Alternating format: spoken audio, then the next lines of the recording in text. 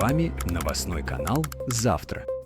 США, Европа и замороженные активы России. Начинается новый этап. В мировой политике назревает поворотный момент. Санкционная война между Западом и Россией выходит на следующий уровень. Обсуждается возможность получить доступ к сотням миллиардов долларов российских активов, замороженных в западных странах. Речь идет не просто о символических жестах, на кону экономическое и политическое давление колоссального масштаба. Один из авторов антироссийских санкций в США, сенатор Ричард Блюменталь, в интервью CBS открыто заявил, лидеры стран Европы готовят план по получению доступа к замороженным российским средствам. Причем обсуждение больше не ограничивается дипломатическими заявлениями, в фокусе конкретные цифры. В частности, Блюменталь отметил, что доступ к как минимум 5 миллиардам долларов, конфискованным на территории США, может быть реализован в ближайшем будущем. Это, по его словам, вопрос времени. «Пришло время это сделать», — заявил сенатор. Он подчеркнул, что Европа и США полностью солидарны в вопросе санкционного давления на Москву и выразил уверенность, что ближайшие месяцы станут решающими в этом вопросе. Подписывайтесь на канал, чтобы всегда быть в курсе главных событий. Оставляйте ваше мнение в комментариях и включайте уведомления, чтобы не пропустить новые выпуски. О чем идет речь? Судьба сотен миллиардов. По приблизительным оценкам, около 300 миллиардов долларов российских активов, в основном золотовалютных резервов Центробанка и средств российских госструктур, оказались заморожены после начала специальной военной операции на Украине. Основная часть активов находится в Европе, в первую очередь в Бельгии, через клиринговую палату Euroclear, Франции и Германии. США контролируют меньшую долю, но при этом играют ключевую роль в легитимизации механизма изъятия. Вопрос стоит крайне остро. Речь не о конфискации средств олигархов, а о государственных резервах, что с юридической точки зрения сложнее и опаснее. Многие в ЕС опасаются, что прямое изъятие может создать прецедент, который ударит по глобальной репутации евро и доллара как валют-убежищ. Однако все чаще в политических кругах говорят: времени на раздумья не осталось, Украина нуждается в ресурсах, а санкции перестают работать в прежнем объеме. По мнению западных аналитиков, замороженные активы – это инструмент, способный изменить баланс. Санкции, нефть и недовольство. США угрожают Индии, Китаю и Бразилии. Пока Европа ищет способ обойти правовые барьеры, американские ястребы действуют активнее. Сенатор Линдси Грэм, которого Москва уже внесла в список террористов и экстремистов, жестко раскритиковал ряд стран за сотрудничество с Россией. В первую очередь Индию, которую он обвинил в том, что она покупает российскую нефть по сниженным ценам и затем перепродает ее на мировом рынке. Но на этом риторика не закончилась. Грэм напрямую пригрозил Индии, Китаю и Бразилии, заявив, что эти страны сильно пострадают, если продолжат помогать Путину. Это прозвучало не просто как политическое давление, скорее, как подготовка к новому витку глобального экономического противостояния, в котором нейтральные страны рискуют оказаться под перекрестным огнем. Путин и Трамп. Шестой разговор и разочарование. На фоне эскалации и громких заявлений в кулуарах состоялся очередной телефонный разговор между президентом США Дональдом Трампом и президентом России Владимиром Путиным. Это уже шестой диалог с момента возвращения Трампа в Белый дом.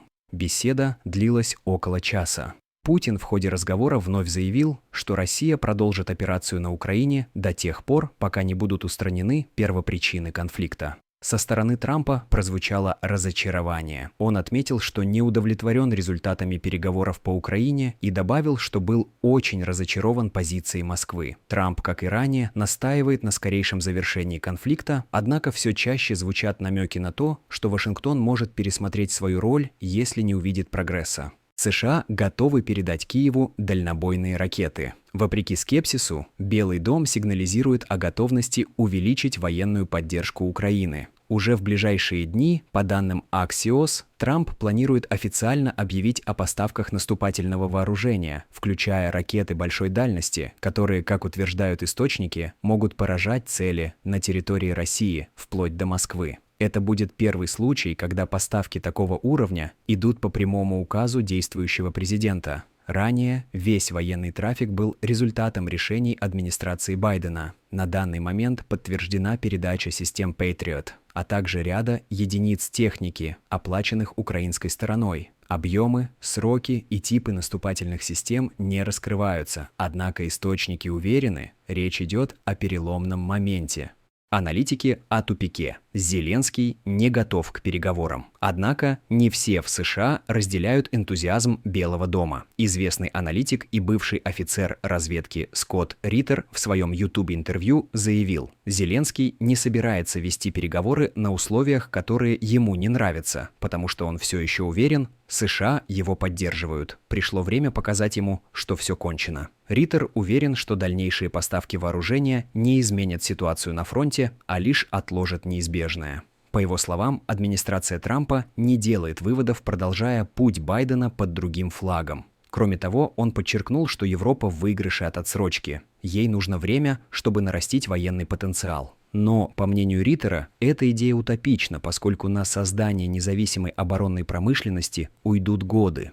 Угроза истощения запасов. США на грани дефицита вооружений. Ситуация осложняется внутренними проблемами. 1 июля Политика сообщила, что США временно приостанавливают часть поставок боеприпасов на Украину. Склады Пентагона пустеют. Несмотря на это, уже 7 июля Трамп пообещал новые поставки, в основном оборонительного характера. Позже он подтвердил, что лично одобрил отправку. Как уточняет агентство Reuters, это первый раз, когда Трамп использует свое право на экстренное расходование национальных запасов. До этого все, что попадало на Украину, было унаследовано от предыдущей администрации.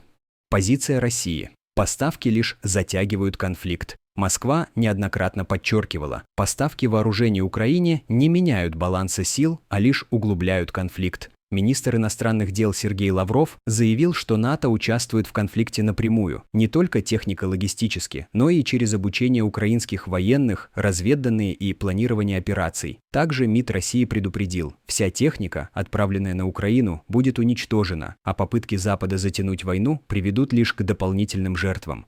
Выводы. К чему все идет? Ситуация обостряется сразу по нескольким фронтам. Европа и США готовятся к фактической конфискации российских активов, несмотря на юридические риски. Вашингтон все активнее давит на Индостан и БРИКС, обвиняя их в помощи России. Трамп разочарован диалогом с Путиным, но все же усиливает поддержку Киева. Внутри США нарастает тревога, запасы истощаются, экономика под давлением, а союзники становятся все менее надежными. Мир в очередной раз стоит перед развилкой. И в ближайшие недели может быть принято сразу несколько решений, которые навсегда изменят глобальную архитектуру безопасности и финансов. Оставайтесь с нами, впереди самые важные события.